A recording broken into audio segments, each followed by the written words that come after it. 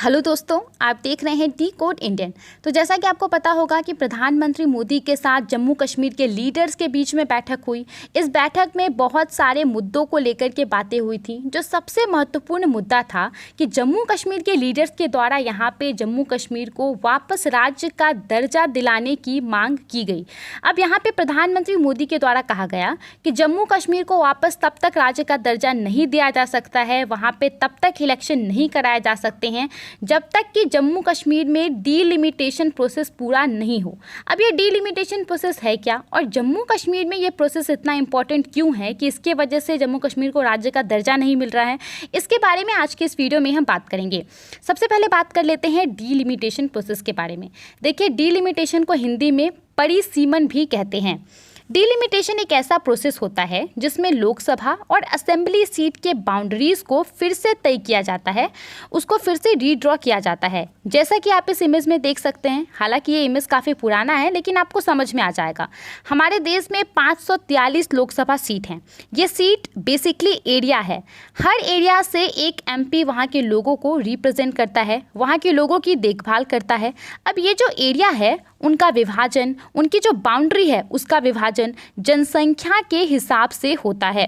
अब देखिए, ऐसा तो नहीं हो सकता कि एक लोकसभा सीट से एक MP अगर 50 लाख लोगों को रिप्रेजेंट कर रहा है, 50 लाख लोगों की सेवा कर रहा है, तो दूसरा MP अपने एरिया में 1 करोड़ लोगों को रिप्रेजेंट कर रहा है।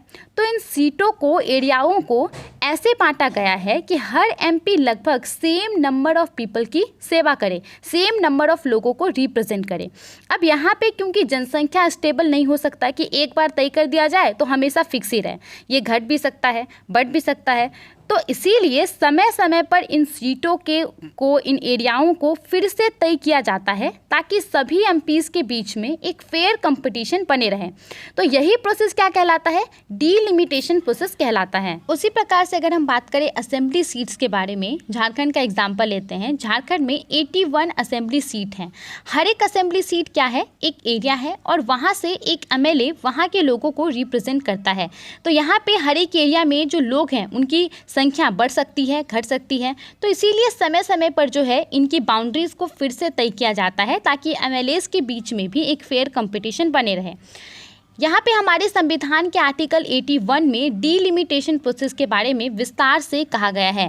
लोकसभा सीट के एलोकेशन के बारे में कहा गया है कि एक स्टेट में, एक पर्टिकुलर राज्य में वहाँ का जो लोकसभा सीट का संख्या है और जो वहाँ का पॉपुलेशन है उसके बीच में जो रेशियो है वही रेशियो दूसरे स्टेट्स में भी रहना चाहिए, लगभग सेम रहना चाहिए। उसी प्रकार से स्टेट्स के बारे में कहा गया है कि एक असेंबली कॉन्स्टिट्यूएंसी में, एक पर्टिकुलर कॉन्स्टिट्यूएंसी में, एक राज्य के पर्टिकुलर एक कॉन्स्टिट्यूएंसी में जो पॉपुलेशन है वही पॉपुलेशन, लगभग सेम पॉपुलेशन दूसरे कॉन्स्टिट्यूएंसी में भी रहना चाहिए उस पर्टिकुलर राज्य में। तो आई होप आपको डीलिमिटेशन प्रोसेस अच्छे से समझ आ गया होगा।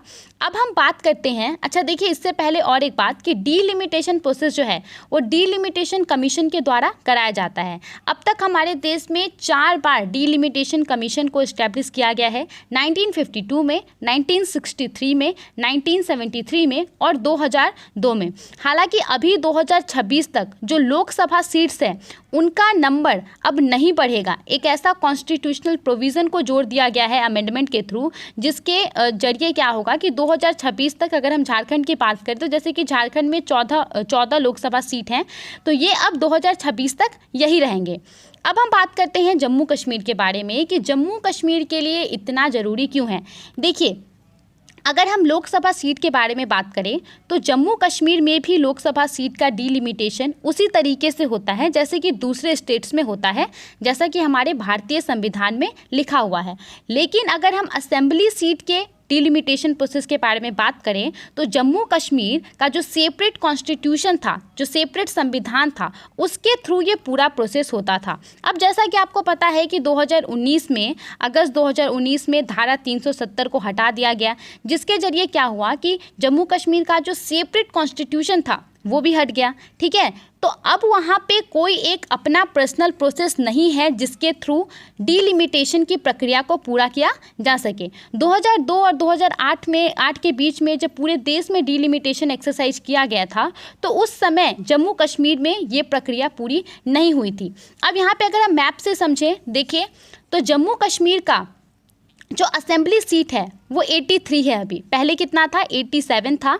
जब इसको 2 भागों में बांट दिया गया तो 4 सीट जो है वो लद्दाख में चले गया। तो अभी फिलहाल जम्मू कश्मीर का असेंबली सीट कितना है 83 है। और अगर हम पीओके के लिए जो सीट रिजर्व करके रखा गया है उसको जोड़ लें जो कि 24 है, तो टोटल अभी जम्मू कश्मीर के असेंबली का स्ट्रेंथ कितना है 107, ठीक है। और यहाँ पे लोकसभा सीट कितने हैं 5 है। तो अभी ये कहा जा रहा है कि डीलिमिटेशन जो प्रोसेस होगा उसमें ये जो पूरा टोटल नंबर है 107 वो बढ़ के कितना हो सकता है 114 हो सकता है। तो इसीलिए ज़रूरी है कि पहले डीलिमिटेशन प्रोसेस होगा, फिर इलेक्शन होगा और फिर जम्मू कश्मीर को राज्य का दर्जा दिया जाएगा। आई होप आपको समझ आ गया होगा। यहाँ पे लद्दाख के बारे में बात करें तो लद्दाख में असेंबली सीट कितना है 4 है, लद्दाख से असेंबली सीट 4 है और यहाँ पे लोकसभा सीट कितने हैं 1 हैं। इसके अलावा देखिए, जब जम्मू कश्मीर को यूनियन टेरिटरी का दर्जा दिया गया था, स्पेशल स्टेटस उससे हटाया गया था, तो उस समय ही एक डीलिमिटेशन कमीशन को इस्टेब्लिश किया गया था जो कि डिसाइड करेगी पार्लियामेंट्री और असेंबली कॉन्स्टिट्यूंसी के बाउंड्रीज़ को। उसके अलावा आपको ये भी पता होगा कि 2018 के बाद से जब बीजेपी ने पीडीपी के साथ अपने अलायंस को तोड़ लिया था तो जम्मू कश्मीर में सेंट्रल रूल है। तो यही था आज के इस वीडियो में। आई होप आपको समझ आ गया होगा कि डीलिमिटेशन इतना ज़रूरी क्यों है जम्मू कश्मीर में। आप इस पूरे प्रोसेस के बारे में क्या सोचते हैं, हमें अपना ओपिनियन ज़रूर बताइए।